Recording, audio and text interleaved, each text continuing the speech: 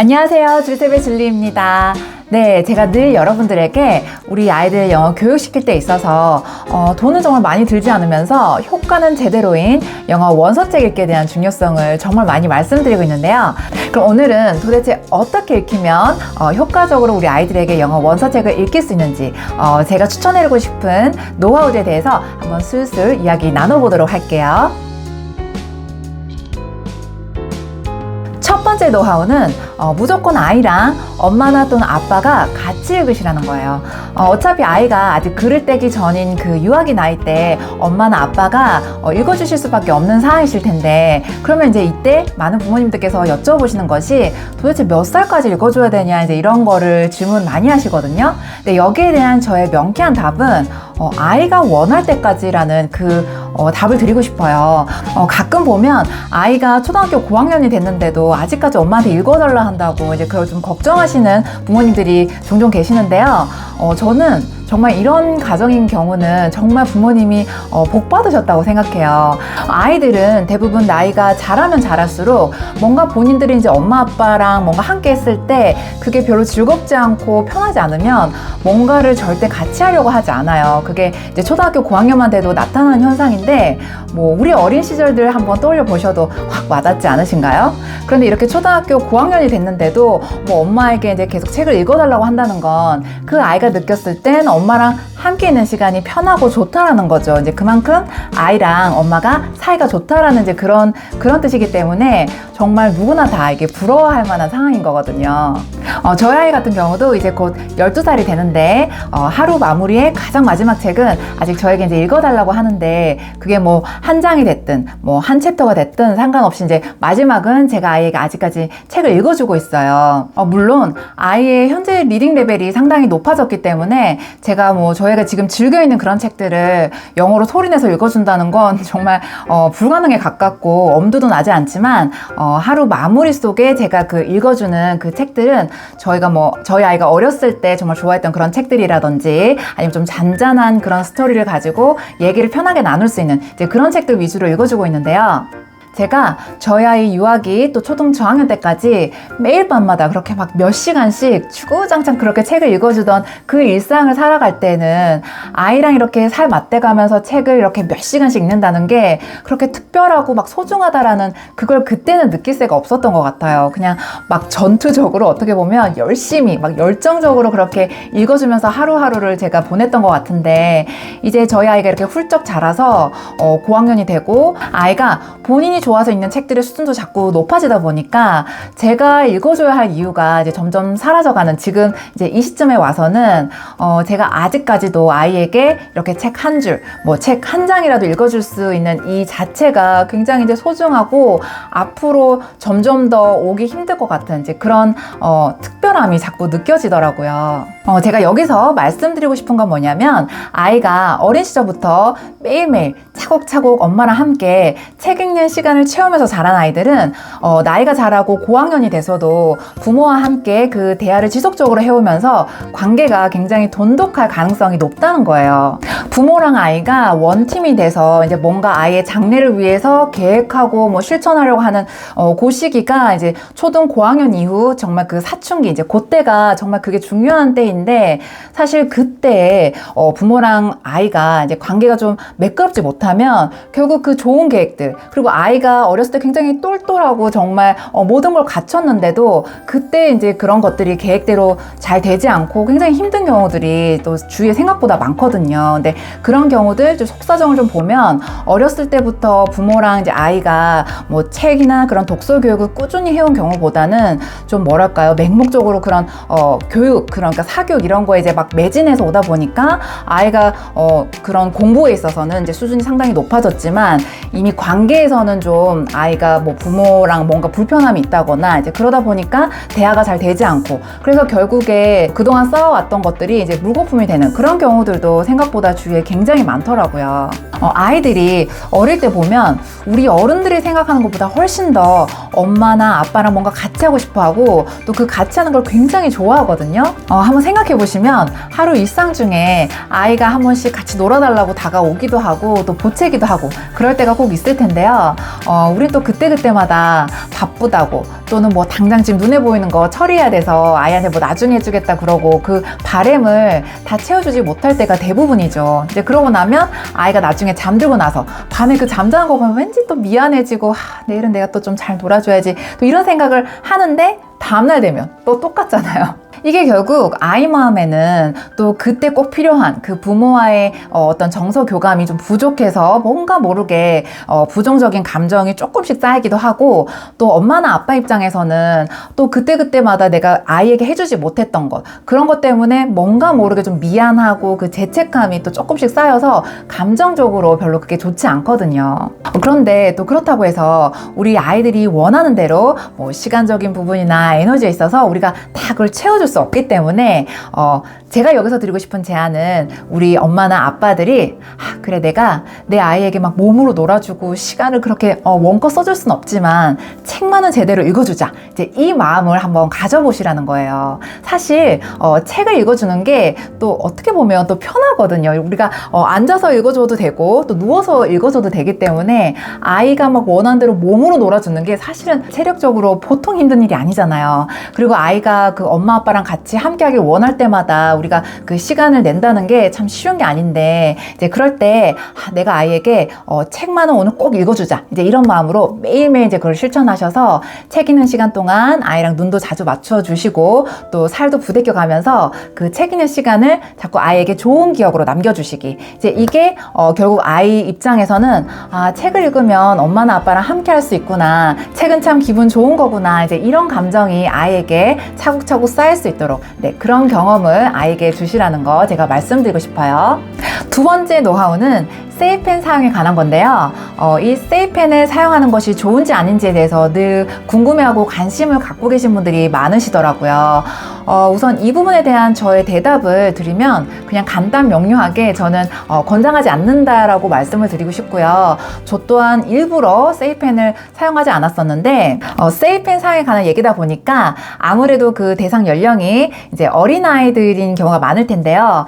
이런 어린아이들이 책을 읽었을 때 누릴 수 있는 긍정적인 효과는 굉장히 많지만 그 중에 가장 최고는 아이들이 엄마나 또는 아빠 아니면 또는 선생님과 함께 이렇게 실제로 이렇게 책을 읽으면서 책의 내용을 토대로 대화를 나눌 수 있고 또 그 대화를 통해서 그 생각을 확장해 나갈 수 있다는 거예요. 그리고 무엇보다 좋은 점이 부모랑 자녀 사이에 다양한 주제를 놓고 자꾸 대화하는 습관이 생긴다는 거, 이게 정말 좋은 점이거든요. 아이들에게 책을 읽어주신 분들은 아마 다 아실 텐데, 아이들에게 한번 책을 읽어주시면 아이들이 그냥 처음부터 끝까지 우리 어른들이 읽어준 대로 가만히 듣고만 있는 그런 경우는 잘 없어요. 중간에 읽다 보면 막 그 그림을 가리키면서 뭐 또 참견도 하고 또 어떤 이야기를 듣다 보면 자기 경험도 불쑥 얘기하기도 하고 자기 생각도 말하고, 정말 그렇게 아이들과 책을 읽다 보면 와, 어떤 때는 진짜 문장 하나 제대로 읽어주기도 쉽지 않다, 이제 정말 이런 생각이 드실 정도로 아이들은 중간중간에 그 책을 읽으면서 계속 브레이크를 건단 말이에요. 근데 그게 너무너무 좋은 현상이고, 그렇게 아이가 어떤 얘기를 했을 때 엄마가 어떤 호응도 해주고 피드백도 주면서 아이가 또 다른 생각을 할 수 있게 되고 계속 그렇게 생각이 확장돼 나가는 거, 이게 진짜 좋은 독서인데 기계랑은 그런 공감을 할 수 있을까요? 당연히 불가능하겠죠. 때때로 어떤 아이에 따라서는 묵묵히 그 세이펜에서 나오는 소리를 잘 가만히 듣고는 있겠지만 그런 독서가 오랫동안 지속됐을 때 아이가 뭐 진정으로 책을 좋아하게 되기란 정말 쉽지 않고요. 또 그런 어떤 독서를 통해서는 아이가 정말 그 생각을 무한히 확장해 나간다거나 정서적인 어떤 그런 성장, 향상은 사실 기대하기가 힘들다고 보셔야 되고요. 또 뭐 경우에 따라서 엄마의 어떤 그런 피로도나 어떤 건강 상태 때문에 세이펜을 꼭 이용할 수밖에 없는 경우라면 아이가 세이펜은 이용을 하더라도 엄마나 아빠도 반드시 그 옆에 함께 계셔 주실 것. 그래서 아이가 그 세이펜을 통해서 책의 내용을 듣더라도 중간중간에 아이가 어떤 생각이나 얘기를 하고 싶을 때 그걸 피드백을 받을 수 있는 엄마나 아빠가 옆에 계셔야 한다는 거. 그래야 그래도 어느 정도의 효과를 누릴 수 있고요. 그래도 가장 좋은 거는 저는 세이펜은 사용하지 않는 것이 가장 좋다라고 저는 그렇게 말씀드리고 싶고요. 제가 예전에 제 영상에서 한번 제가 소개해드린 적이 있는 이 책인데, 앞서가는 아이들은 어떻게 배우는가, 이 책에 정말 좋은 내용들이 많아요. 근데 그 중에서도 제가 이 세이펜에 관련된 어떤 내용을 한 구절 말씀드리고 싶은데, 여기서는 이제 세이펜이라고 말을 하고 있지는 않아요. 그런데 그 아이들이 언어를 배우는 데 있어서 우리 어른들이 꼭 알아두면 이제 좋을 만한 내용이 있는데요. 여기 보시면 어린 아이들이 언어를 배우는 데에는 얼마나 많은 단어를 들었느냐 보다 실제 사람과의 접촉이 더 중요했다. 여기 내용이 이제 어떤 실험을 통해서 유아들에게 그 언어를 배우고 학습하는 그런 과정에서 TV 화면을 통해서만 계속 소리를 노출해주고 아이가 그 언어를 습득하게 했을 때, 또 반대로 그런 뭐 선생님이나 그 부모와의 어떤 교감을 통해서 언어를 이렇게 들려줬을 때 그 차이에 대해서 어떤 그 실험한 결과를 이렇게 알려주는 건데요. 뭐 사실 그 결과가 우리가 예상했을 때도 너무 당연하겠지만 그만큼 실제 사람과의 접촉이 언어 습득에도 굉장히 중요한 그 영향을 미친다는 거. 네, 이렇게 이제 책에도 나와 있다는 거, 제가 그걸 이제 세이펜의 어떤 사용에 있어서 꼭 말씀드리고 싶고요. 그래서 아이들에게 이렇게 책을 읽어주실 때는 그런 세이펜의 사용보다는 엄마나 아빠가 직접 읽어주시는 것이 훨씬 좋다는 거 제가 다시 한번 강조드릴게요. 세 번째, 아이가 책을 정말 좋아하게 만들 수 있는 강력한 비법 중에 하나인데요.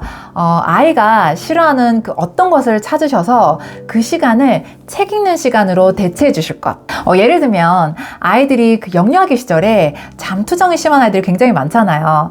예전에 저희 어떤 영상에서 제가 말씀드린 적이 있는데 저희 아이가 정말 잠투정이 심했었거든요. 뭐 신생아기 때부터 정말 밤에 잠자기 싫어서 뭐 울고불고 막 발악하고 결국 제풀에 지쳐서 잠깐 잠들었다가 제가 이게 눕히려고 하면 또 바로 깨고, 정말 그게 매일매일 반복됐었는데 정말 그렇게 신생아 때부터 그러더니 정말 유아기 내내 밤만 되면 잠자는 걸 정말 극도로 거부하던 그런 아이였어요. 근데 저도 정말 2돌 때까지는 저희 아이가 밤에 제때에 잠드는 그 습관을 들이기 위해서 정말 제가 할 수 있는 방법들은 다 해봤던 것 같아요.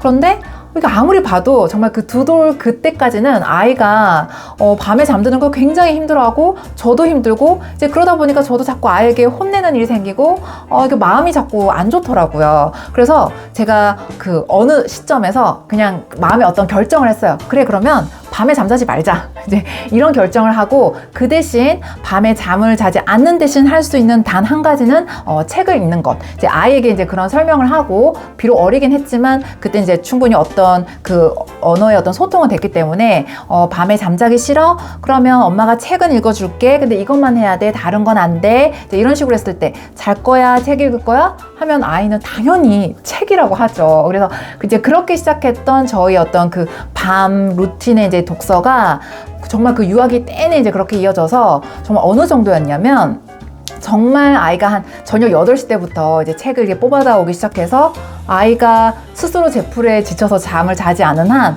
저도 이제 아이랑 약속을 지키기 위해서 책을 끝까지 읽어줬고요. 정말 좀 일찍 자는 날은 밤 12시, 뭐 정말 좀 심하게 늦게 잤던 날은 새벽 4시까지, 정말 그렇게 하루에 뭐 짧으면 4-5시간, 길면은 뭐 7-8시간, 이렇게 시간에 어떤 제한을 두지 않고 정말 그냥 밤새 책을 읽는다는 그런 심정으로 유아기 시절을 그렇게 보냈었어요. 정말 그 시절을 그렇게 보낸 것이 어떻게 보면 저의 그 육아 인생에서 가장 특별하고 좀 특이한 점 중에 하나인데, 그런데 그 시간들이 제가 보기에 저희 아이의 책사랑은 정말 그때 그 시절에 다 만들어진 것 같고요. 그때는 정말 그런 일상이 과연 끝이 날까 싶을 정도로 때로는 너무 힘들기도 하고 정말 끝이 없을 것 같았는데, 그런 것도 저희 아이가 결국 초등학교 이제 생활에 접어들어서는 더 하고 싶어도 그게 정말 되지 않더라고요. 그러니까 어느 순간 그게 이제 정리가 될 때가 오더라고요. 정말 아이가 초등학교만 들어가도 뭔가 하고 싶은 것들을 정말 제대로 원껏 그렇게 여유 있게 한다는 게 참 쉬운 게 아니구나라는 거를 제가 정말 느끼고 있는데요. 그래서 그런 생각을 하다 보면 정말 그 유아기 시절에 정말 밤잠 없이 아이에게 아이가 원하는 만큼 그 책을 원껏 읽어주기를 정말 잘했구나, 이제 이런 생각이 들기도 하고, 이왕 그럴 거 그냥 2돌부터 하지 말고 그냥 태어날 때부터 밤새도록 책 읽어줄 걸, 이제 와서 이제 그런 생각까지 드는데, 그래서 지금 영유아기에 자녀를 두고 계시거나 뭐 유아기 이렇게 어린 자녀를 키우고 계신 엄마 아빠시라면 제 영상을 이렇게 보고 나서 이 어린 시절의 아이들에게 밤 늦도록 책 읽어주시는 거에 대해서 조금 더 여유를 이렇게 가지셨으면 좋겠고요. 만약 체육아나 엄마표 영어를 좀 늦게 시작하시는 초등 자녀를 두고 계신 부모님이시라면 지금 내 아이가 가장 하기 싫어하는 게 뭔지 이제 이런 거를 한번 잘 관찰해 보시고 그런 것들을 과감히 책과 좀 대체를 해보실 것을 저는 적극 추천해 드려요. 제 주변을 보면 많은 아이들이 대부분 그 수학학원이나 수학학원에서 주는 그 숙제를 하는 걸 굉장히 싫어하는 아이들이 많고 이제 그거를 시키는 과정에서 엄마나 아이가 막 싸우고 이제 그런 경우들이 굉장히 많더라고요. 이제 그런 점들을 한번 잘 활용을 하셔서 예를 들어 아이한테 너 수학 문제집 10장 풀래? 지금 영어 책 읽을래? 이제 뭐 이런 식으로 아이한테 한번 딜을 해보시면 아이 입장에서는 이게 웬 떡인가 이제 이럴 수 있거든요. 그래서 뭔가 자기가 굉장히 싫어하는 거로부터 해방시켜주고 탈출시켜주는 게 영어책. 그러면 아이는 이 영어책을 당연히 이제 선택하게 되고 그런 게 이제 좋은 경험으로 쭉쭉 갔을 때 이 책에 대한 기억과 기분이 굉장히 이제 좋게 남게 되는데 근데 이때 정말 주의하실 점이 우리 엄마들의 어떤 마인드인데요.